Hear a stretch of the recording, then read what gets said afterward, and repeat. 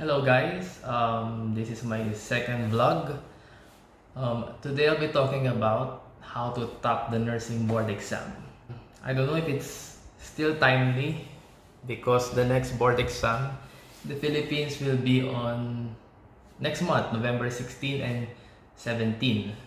I'll be sharing some of my tips, my experiences during the nursing board exam, which I did way back 2008. So I hope you learned something from this video and subscribe.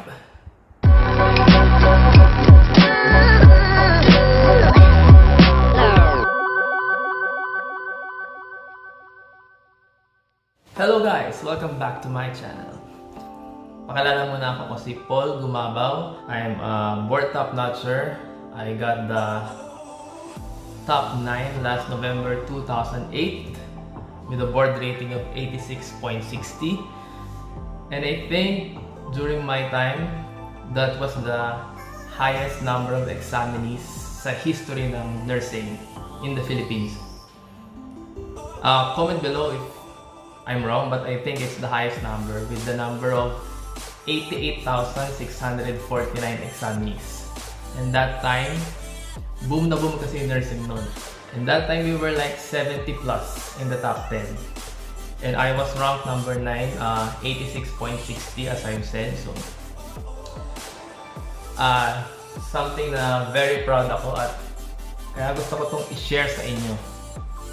Like what I've mentioned earlier, the next board exam will be on November 16 and 17 of this year. That will be a Saturday and a Sunday. It's a 2-day exam composed of 500 questions. Sana makatulong to para sa mga magtitik at sa mga kakastart pa lang ng nursing. And I will give you how many tips? 7 tips for you to ace the board exam. Number 1 is set a goal. It's always better to aim for top 1. You know why?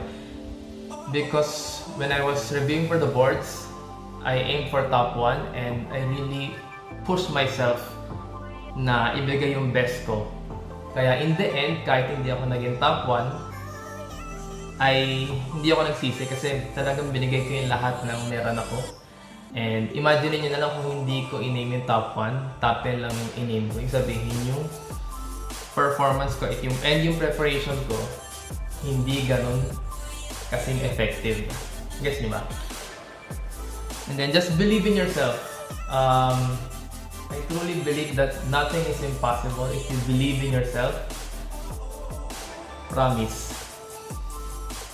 Lahat nakukuha sa hard work. And just to share with you guys, I didn't even get Latin honors when I was in college. Nagpa-compete ako sa registrar pero hindi umabot as cum laude. But I still managed to do well in the board exam. So it's really not a factor kung cum laude ko or whatever. I was not an honor student. Hindi kasi ako masyadong nag-aaral nun. I just started reviewing when I was in college. So, I remember before nagawa pa ako ng bookmark. Lagi yung ginagamit yung bookmark. Nakalagay pa doon, Paul Fabian Gumabao, top 1, Arellano University, Manila. Tapos nakalagay doon yung board rating ko. So that served as my inspiration. So you can also do that if you want that. Number 2 is read. I cannot stress this enough. Ang magiging labanan sa board exam is kung sino yung pinakamaraming nabasang libro at pinakamaraming na-encounter na questions. So what would I advise is for you to start early. Actually, medyo nagsisi ako kasi nag-start na akong magbasa ng mga libro ko ng nursing no 3rd year college. So if you're a nursing student and you're on your 1st year, I suggest you should start now. Start early. Lagi talaga ako nagbabasa ng bubulol. If I'm riding the LRT, nagbabasa ako ng libro. If I'm on break, nagbabasa ako ng libro. If you really have the time, just read. That's number 1. And then, read the major subjects. Pa-flash ko dito sa screen yung there are 5 tests sa board exam, nursing practice 1, 2, 3, 4, and 5. Test 1 is all about fundamentals of nursing, community health nursing. So, napapansin nyo, 88 nakuha ko dyan, so medyo mataas because it's fundamentals. Medyo madali, and nabasa ko yung cover to cover yung Cozier Fundamentals of Nursing. It's really a good book. Nursing Practice 2 is all about maternal and child health nursing. So, I got 87, medyo mababa kasi ano siya, about maternal and child. I've also read that book. It is 2 books, in military. I've read that cover to cover also. And important yun, please read that. In Nursing Practice 3 and 4, I got 83 and 84. So medyo mahirap siya because it's all about medical and surgical nursing. For that one, I've read Brunner and Sudart's. 2 books din yun. I've read that cover to cover. And Nursing Practice 5 is about psychiatric nursing. And I really love psych, kaya medyo mataas na ako dyan. 91. It's all about therapeutic communication, psych drugs, mga disorders, all those things. So for Nursing Practice 5, I really love the book by Videbeck. I've read that cover to cover also. So yeah, aside from that, I've read IMCI, Anatomy and Physiology book. I've read that cover to cover also. And I think those are the major books. The rest hindi mo na kailangan basahin kasi masyado nang malawak yung topics na yun. And yung nursing board exam ay umiikot lang dun sa mga books na yun. But if you have time to read other books like Operation Room Technique, then by all means, go. Pero ako hindi ko na nabasa yun kasi parang kinulang na ako sa time. Read every day. There are times na talagang nakakatamad magbasa. May times na sa isang araw, isang page lang nababasa ko kasi parang wala ako sa mood or pagod or tinatamad. Okay lang yun, basta make sure that you read every single day. And kapag ginagawa mo yan, nagiging habit siya and hindi mo na siya maalis sa sistema mo. So, please read every day. Next is highlights the important. Ginagawa ko na when I'm reading a book, I use a highlighter. It's very important. Then, before ending the chapter, binabasa ko yung mga highlight ko. Then, makakatulong din if you read aloud kasi mas increase yung retention. Anyway, iba-iba tayo ng study habits, but for me, effective yun. So, if you want, you can try that. You can make a reviewer. I made a reviewer yung mga bagay na mahirap i-memorize. I made a reviewer for that. And even when I was working as a review coordinator in the review center after the boards, nasi-share ko pa yun sa mga estudyante. And very helpful siya. And if you can also make posters on your walls, if you have time, that will also be helpful. And then another study habit that I used before is I used to make mnemonics. Tama ba yung pronunciation ko? Mnemonics. And I remember I was able to memorize all the psychiatric medications using a mnemonic na ginawa ko lang. So hindi ko na siya maalala. But kung kaya nyo gumawa ng mnemonic, mas maganda kasi ang board exam kasi is kailangan may understanding ka and sometimes magaling din ang memorization mo dapat. So actually, I think yung naging kryptonite ko sa board exam kaya hindi ko napataas yung board rating ko kasi mahina ako sa memorization. But if you are good in reading, comprehension, understanding what you've read, and magaling ang memorization mo, check na pang top 1 ka. Next one, practice test.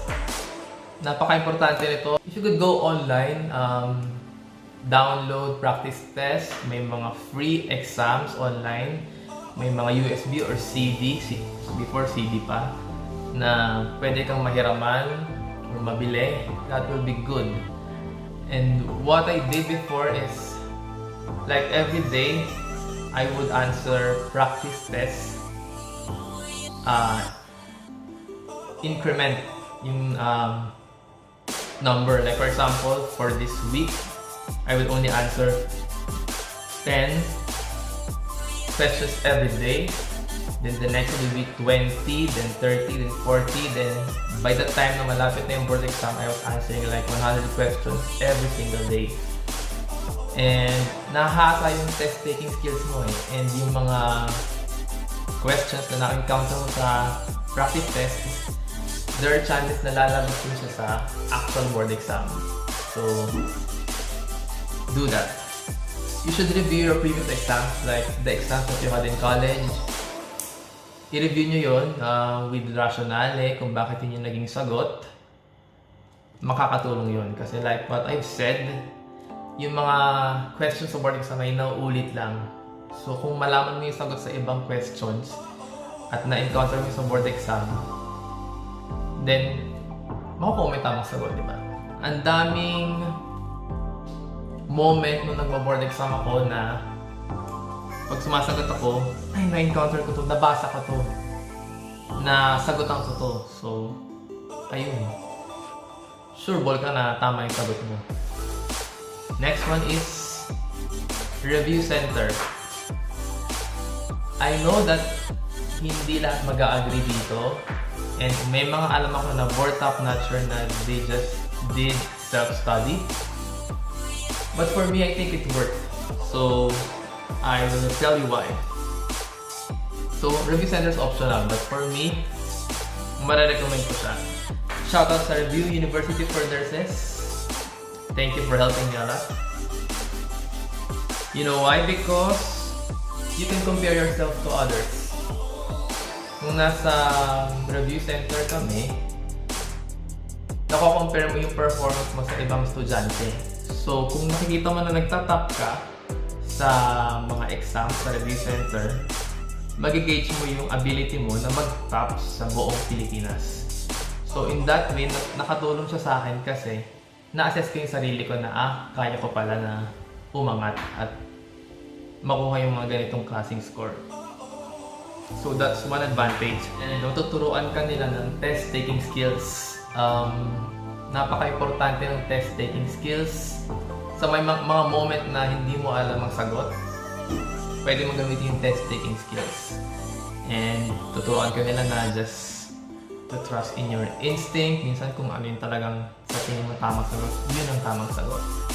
And they will also provide you with previous nursing board exam questions in the past na, kagaya na sabi ko, nauulit lang naman yung ibang board exam questions. Like, para kasi siyang nasa computer nila, nasa data nila, parang niro-rolling lang nila yung questions. And minsan, nauulit at lumalabas yung mga tinanong na ng mga previous exams. So, meron silang compilation nun and ina-explain sa amin yun. Meron yung mga rasyonale at naiintindihan namin kung bakit yun naging sagot. And another one, sa review center kasi, may inspire ka. Kasi yung mga lecturers namin before ay previous board exam top-notchers din. So, pag tinitingnan ko sila parang gusto ko maging kagaya niyan, ganyan. Kaya ko din yan. So, na-inspire ka ba? And nakakapag-share din sila ng tips and experiences nila nung nag-take sila ng board exam. Number 5 is school. I'm sure hindi mag-agree lahat dito kasi mas importante pa rin yung preparation mo, yung work mo sa sarili mo Pero para sa akin, nag-work to. Bakit? Actually, I'm a graduate of Arellano University in Manila. And I'm proud of that. Naging maganda kasi yung program ng Arellano sa mga nursing students nila. Like, nakita nila yung potential ng students. What they did was, they ranked us the top 10 of the batch. And then, ginawa nila is, nag-offer sila ng magandang program sa top 10 na yun. Binigyan kami ng weekly allowance. Binigyan kami ng vitamins, memory enhancer, meron kaming libreng dorm, tapos may free lunch pa kami sa school, so naalala ko yung sarap kumain, libre. And then, okay din kasi kasama ko yung mga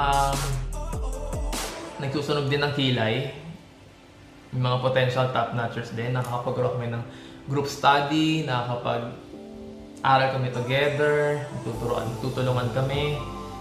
So, kaya ko sinama yung school as a determining factor for topping the boards. Otherwise, if you prepare well on your own, hindi ganun kalaking factor yung school. And another thing is, sa Arellano University, I can say that magagaling yung mga professors namin and natuto talaga ako. And ang environment doon, yung time namin sa Arellano is very, ewan ko ba, parang, ewan kung ganun pa rin sa Arellano, pero relax ako nung nag-aaral ako kasi hindi kayo masyadong pressured. Hindi guys ng mga ibang nursing schools na everyday may exams, tanggalan, pag hindi mo na-meet yung score, tatanggalin ka. Sa Arellano, it's not like that. Magagaling yung lectures, magagaling yung curriculum, pero I feel more relaxed. And ayun, nag-e-enjoy ako nun habang nag-aaral ako sa AU.